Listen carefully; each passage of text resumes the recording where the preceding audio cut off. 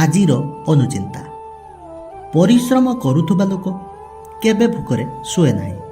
ଖରାପ ଚିନ୍ତା କରୁଥିବା ଲୋକର କେବେ ପେଟ ପୁରେ ନାହିଁ। ଜୀବନରେ ଯଦି କେବେ କାହା ପାଇଁ ନଇବାକୁ ପଡ଼େ ତେବେ ପଛଘୁଞ୍ଚା ଦିଅନ୍ତୁ ନାହିଁ।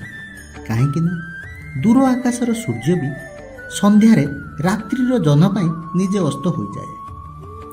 ସତ୍ୟ କେବେ ଦାବି କରେ ନାହିଁ ଯେ ମୁଁ ସତ୍ୟ ଅଟେ, କିନ୍ତୁ ମିଛ ସବୁବେଳେ ଦାବି କରେ ଯେ ମୁଁ ହିଁ ସତ୍ୟ ଅଟେ।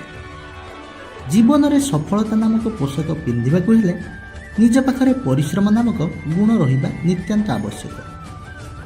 ଖୁସି ଅଳ୍ପ ସମୟ ପାଇଁ ଧୈର୍ଯ୍ୟ ଦେଇଥାଏ, କିନ୍ତୁ ଧୈର୍ଯ୍ୟ ସବୁଦିନ ପାଇଁ ଖୁସି ଦେଇଥାଏ। ଏଥିପାଇଁ ଯେତେବେଳେ ବି ଆପଣଙ୍କ ସମୟ ଖରାପ ହେବ ସେତେବେଳେ ଟିକେ ହସନ୍ତୁ ଏବଂ ଧୈର୍ଯ୍ୟ ଧରନ୍ତୁ ଓ ସମୟକୁ ତାର କାମ କରିବା ପାଇଁ ଦିଅନ୍ତୁ। ସଫଳ ବ୍ୟକ୍ତିମାନଙ୍କର ଓଠରେ ସବୁବେଳେ ଦୁଇଟି ଜିନିଷ ଥାଏ, ନୀରବତା ଏବଂ ସ୍ମିତହାସ୍ୟ।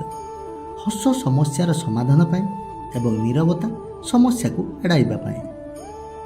ଶାରୀରିକ ବଳ ଆଉ ସମ୍ପତ୍ତି ଉପରେ କେବେ ଭରସା କରିବା କଥା ନୁହେଁ।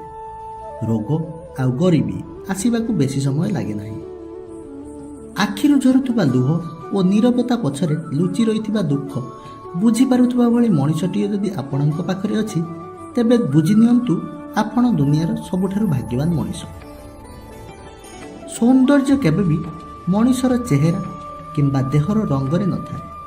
ସୌନ୍ଦର୍ଯ୍ୟ ଥାଏ ମଣିଷର ମନରେ, ବ୍ୟବହାରରେ ଆଉ ବ୍ୟକ୍ତିତ୍ୱରେ।